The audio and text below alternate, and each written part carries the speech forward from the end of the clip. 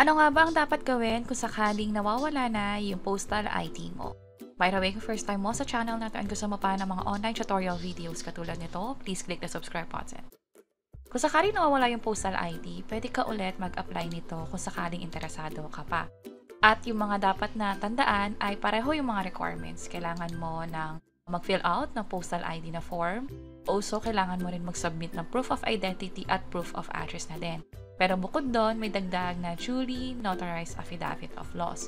Pwede kayong magpagawa nito sa mga nagnonotaryo. Bali, ganito yung magiging itsura niya. Kailangan nyo lang ilagay dito yung mga detalye tungkol sa inyo, kasama na yung pangalan ninyo. Also, kung ano pa yung nawawala bukod sa postal ID at kailangan nga itong ipa-notaryo. At kung sakali yung ibang ID nyo rin ay nawawala pa, meron namang iba pang mga requirements na pwedeng gamitin. Katulad ng sa birth certificate. Pero bukod doon, kailangan pa ng isa. Nakalagay dito kasi na kung sakaling wala yung isang primary ID na nakalagay dito, pwede naman dalawang secondary ID. At ito yung listahan nila. Tumatanggap sila ng NBI clearance, maging yung mga alumni ID, company ID, or college or university ID. At kung may question kayo kung paano nga ba mag-apply, pwede nyo lang i-check yung page or channel namin or pwede rin makatulong itong mga video tutorial sa bandang baba.